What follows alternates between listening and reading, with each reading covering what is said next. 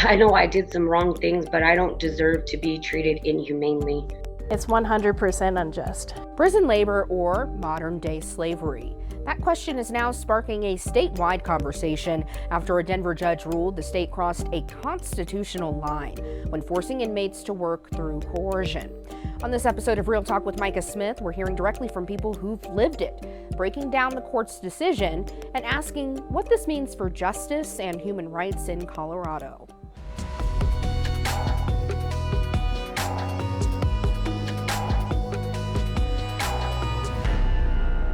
Welcome to Real Talk with Micah Smith. I'm your host, Micah, and I am so glad to have you with us. Today we're talking about work behind bars and at what point it crosses the line. A judge recently ruled the Department of Corrections and Governor Jared Polis' administration violated the state constitution by forcing people who are incarcerated to work. In a 61-page decision, Denver District Court Judge Sarah Wallace found that the state created a system where failure to work led to escalating discipline, including isolation for more than 22 hours a day. The ruling stems from a 2022 class action lawsuit filed involving thousands of incarcerated Coloradans who say they were threatened with severe punishments for refusing to work jobs in prison. The plaintiffs said this was essentially involuntary servitude or slavery. In 2018, Colorado voters outlawed an exception to the 13th Amendment, which outlawed slavery and servitude, except when used as punishment. Both the Office of Governor Polis and the Department of Corrections say they are reviewing the ruling. The governor's office tells me in a statement, quote, Governor Polis strongly agrees that slavery and forced servitude are wrong and illegal. The Department of Corrections does not engage in either and is always interested in how prison reforms can better ensure that this never occurs in Colorado. The CDOC also responded, saying the Department of Corrections agrees that slavery and forced labor are wrong and illegal and do not believe we have engaged in either. CDOC programs are designed to provide essential skills, vocational training, and rehabilitative opportunities that support successful reentry into the community. I want to start with a personal account of what prison labor was like behind bars in Colorado. I spoke with Sarah Bowden, who was incarcerated for more than 18 years, about what she experienced. Sarah, thank you so much for joining us for this Real Talk. It's a pleasure to be here. Thank you for inviting me. So tell me a little bit about your experience with incarceration. Incarceration was very difficult. Mostly we were definitely made to work. We had to work. From the time that you come into prison to the time that you leave, you are assigned a job. You have to be at that job. If you're not at that job, you get penalized for that. And what type of work are we talking about?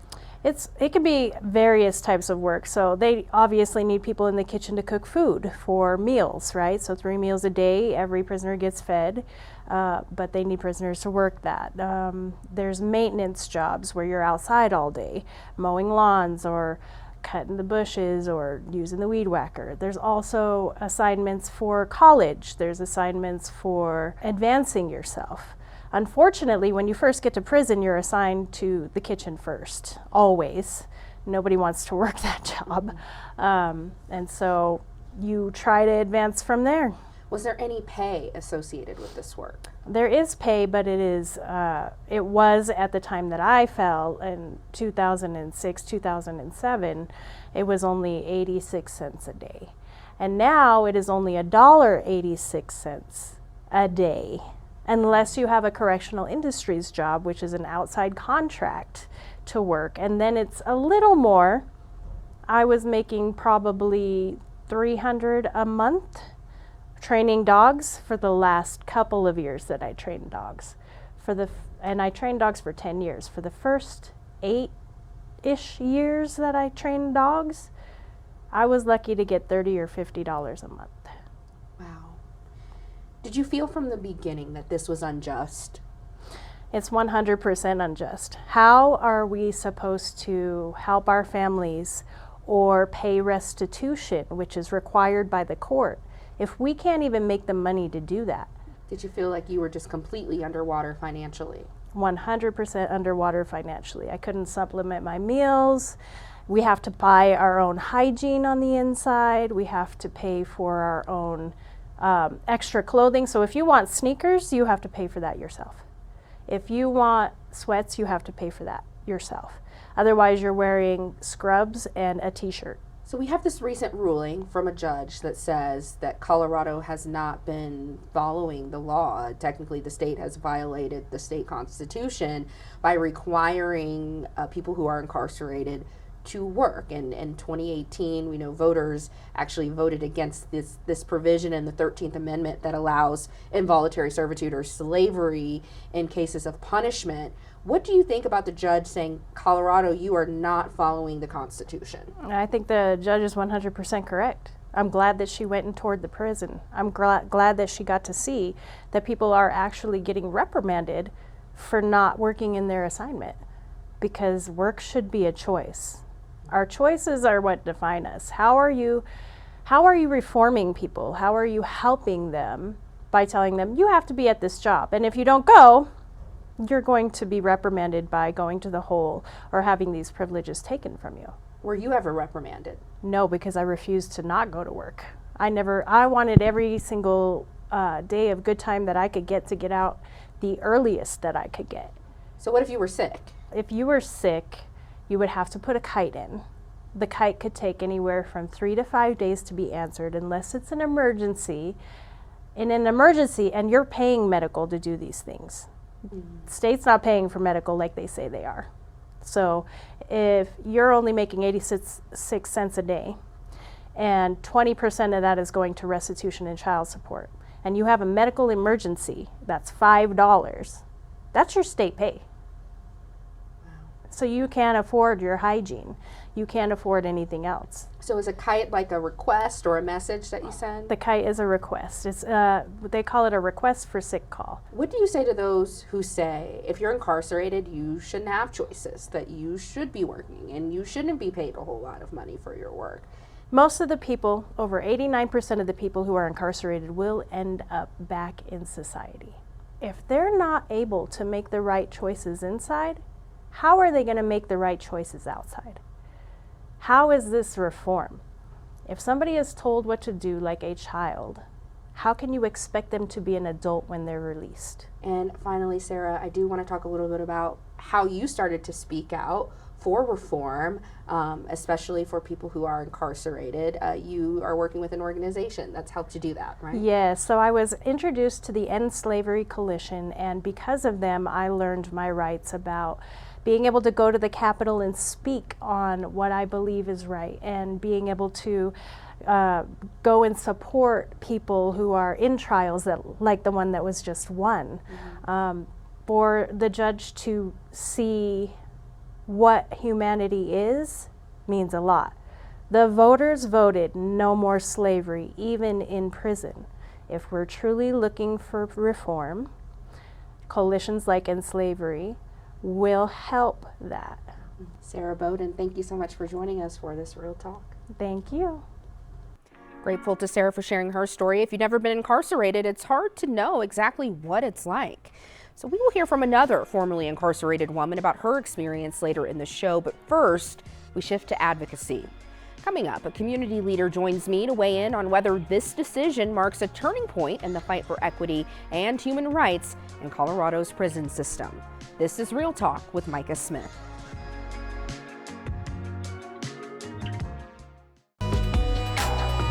Welcome back to Real Talk with Micah Smith. Today we are talking about a decision 4 years in the making. A Denver judge has ordered the state to stop using solitary confinement in Colorado prisons longer than 3 days as punishment for inmates who refuse to work, and to stop stacking infractions to increase penalties. The order takes effect in 28 days, giving the state time to appeal. Now let's step back to look at the bigger picture. This ruling doesn't just change prison policy here in Colorado. It's also reigniting a national conversation about the 13th Amendment and the exception that allows involuntary servitude as punishment for a crime. So here to talk more about this ruling and what it could mean moving forward is Median Schaffner, activist and CEO of the Epitome of Black Excellence and Partnership. Median, thank you so much for being here today. Thank you for having me. And of course, as always, thank you for lifting stories like this. They're important. Thank you. you. Well, let's talk about the 13th Amendment and that exception, saying that slavery and voluntary servitude is against the law, against the Constitution, unless for punishment. Colorado voters, of course, outlawed that exception. But what about the 13th Amendment do you think actually led to all of this? You know, when we talk about the 13th Amendment, allowing for there to be an entry point of an exception, I think that allowed for there to be things like chain gangs and, you know, the coerced labor. And sadly enough, it was under the guise of it was protected under the law. Like, we can do this so as long as someone is in prison for punishment. So the 13th Amendment itself was, I think, a wound on our humanity. We never were able to say that we truly abolished slavery because there was an exception. So when you have that opportunity to create what some would call a loophole, that then allows for there to be rationalization of how we would morally enshrine something like this in the way that we treat our community. Because at the end of the day, those who are experiencing incarceration are our community. Their humanity and their dignity doesn't stop at the prison gate. They are still people. And this particular amendment allowed for there to be an entry point, moving this from the plantation to the prison walls. Yeah, we know in most cases, legally, the goal states that it's about rehabilitation, that this person who committed a crime should eventually, theoretically, be able to re-enter society and reintegrate into society. Do you think this loophole, as you put it, allowing for things like chain gangs and things like that, was in the spirit at all of rehabilitation? No, and by definition it couldn't be, because coercion and forced labor, that's not preparing someone to reintegrate into community. That's not preparing someone to be in a space where they understand that they are also a part of a collective. When you talk about forced coercion or things that are leveraged through the punishment, all you're doing is creating a good inmate. You're not creating or an opportunity for someone to recognize their posture and their position back in community. So if everything is forced when you're in this incarceral system and then you're released and it's supposed to be dubbed as freedom, how can you even realize freedom if everything that you had to do was based on coercion or being forced? So it does not rehabilitate. There isn't any restoration in that.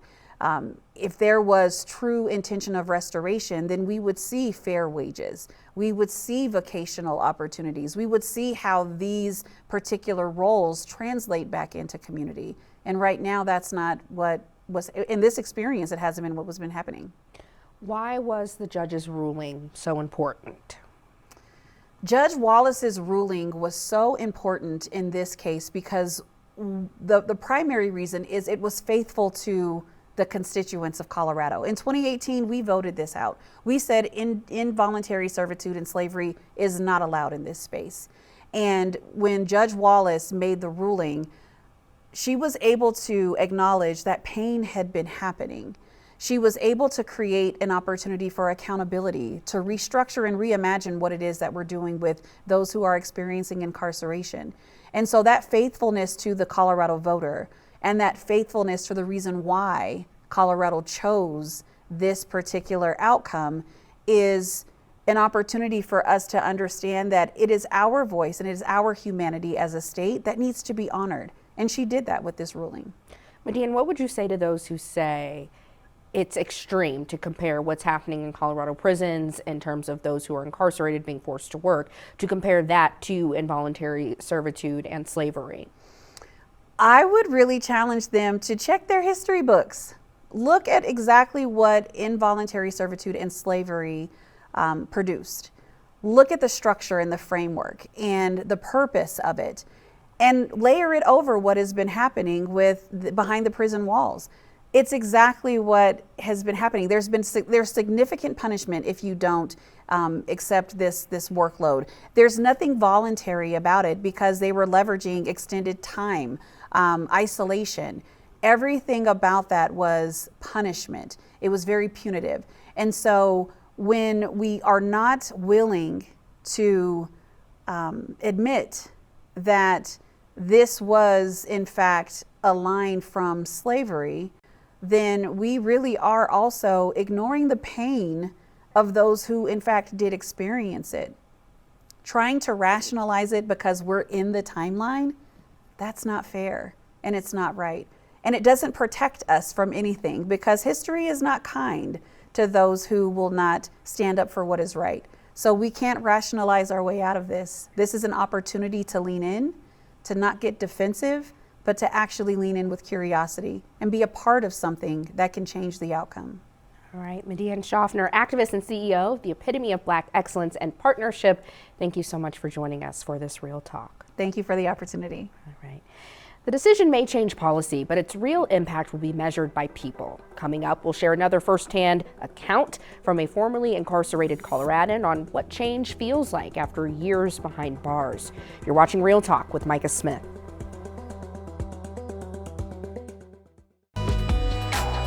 Welcome back to Real Talk with Micah Smith. Earlier in this episode, you heard from one formerly incarcerated Coloradan about what prison labor looked like through her experience. But she is not alone. The lawsuit behind this ruling involved thousands of people, and now we want to recenter the conversation back on personal experiences and hear another perspective.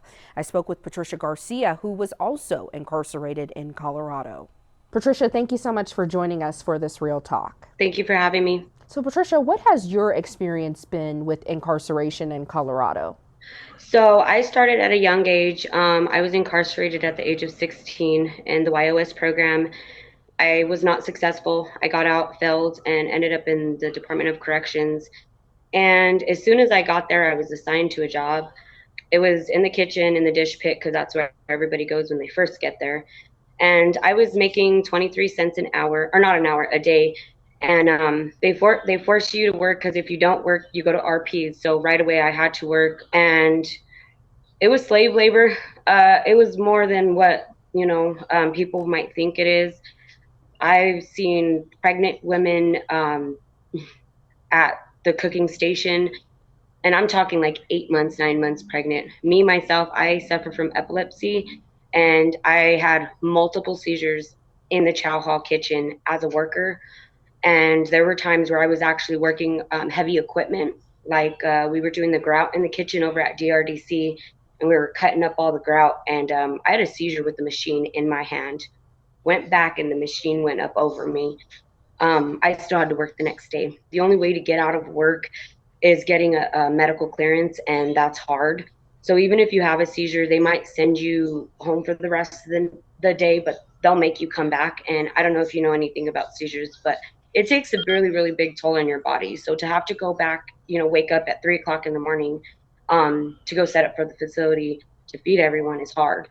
And not only that, but there were elderly women in wheelchairs that would sit for hours just folding the same napkin in the same spot, a napkin of salt and a pepper, a napkin of salt, and just all day. And these women had oxygen tanks. The guards were, they had the strings, and you had to do what they said, or they cut the strings. And when you cut the strings, they throw you in RPs, and you can't order anything except basic hygiene. They change your clothing. You get segregated to a special unit. You don't get as many phone calls. You get, I think it's like 22 hours in the room, and then 3 hours in the pod. So what is an RP? What does RP stand for? Well, RP is restrictive privileges. Privileges is what time they go and put you in a unit segregated. The only way you get into RPs is if you refuse to do what they are telling you to do for your assigned job. The Department of Corrections is saying, this is not involuntary servitude, that these jobs that you're forced to do are meant to teach you skills and things that you need to know to be able to sustain yourself when you're released. And then on the other hand, there are people in society who say prison should not be comfortable. If you're forced to work, you should. What do you say to both of those statements? The DOC saying this is teaching you life skills, and people who may have never been incarcerated saying this is what needs to happen in order for you to learn from your mistake. So those are great questions. So the first one, they do hold it over you if you do not do what they say. That is a lie. They will go as far as to take your visits away. And I understand, like, as an inmate, I did some pretty stupid stuff, okay, and I got sentenced, I got caught, and I did my time. However, I'm still human, and I deserve the basic decency and compassion, that, you know, if I'm having a seizure and I urinate on myself because I can't control my bodily functions, and you've got lieutenants at my feet kicking me with their boots to see if I'm faking. I would have women running to try to help me in that kitchen, to try to save my skull from hitting that ground. And they were threatened to get put in the hole if they helped me. I know I did some wrong things, but I don't deserve to be treated inhumanely. I've changed. Those jobs, they do teach you skills. My work ethic level is here. When I walk into a job, I come with my A game. But it's because of, you know, trauma. I was traumatized in there because I was forced to have high expectations, because if you didn't have high expectations working for the Department of Corrections, they are going to make you feel this big. They're going to strip you of all your belongings that, you know, even if you pay for it, they're going to take it from you. Your family sends you money, they're going to take your items out of your cell, put you in another unit, and then they give you what they think you need. I worked hours that were back to back. I've worked with blisters on my feet in the yard in the middle of the summer, pushing a lawnmower, knowing that I have bad seizures. I have epilepsy, and they had me out there in the heat, and I would fall out, go to my room, they'd have me take a nap, and I'd have to come back and finish my shift because they needed that lawn, you know, done. That was always a priority. It was, I mean, the place is nice. If you walk into Denver Women's, it's pretty clean, but I mean, as it should be. The inmates keep that place clean because that's their home. And for me, it's not about the pay. It's about the dignity and the respect that they did not give us as as their employees, or whatever they wanted to call us.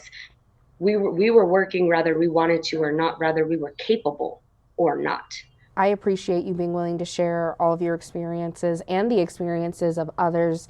And that is all the time we have right now. But thank you so much, Patricia, for joining us for this Real Thank Talk. you. I appreciate you guys and everything that you do. I hope you can shed some light on the situation for all of us, because when I speak for me, I speak for them too. We're human. We deserve compassion. We deserve a chance. You know, we might have been spit out, but we matter. We all matter. That's right. Thank you. A very insightful conversation there with Patricia. And that is this week's episode of Real Talk with Micah Smith. We're so thankful that every week you choose to tune in for this real talk on issues that impact Coloradans who are often overlooked. If there's a real talk you would like to have, please let me know. You can send me an email at micah.smith@denver7.com. In the meantime, you can find all of our shows on denver7.com/realtalk. Have a great day.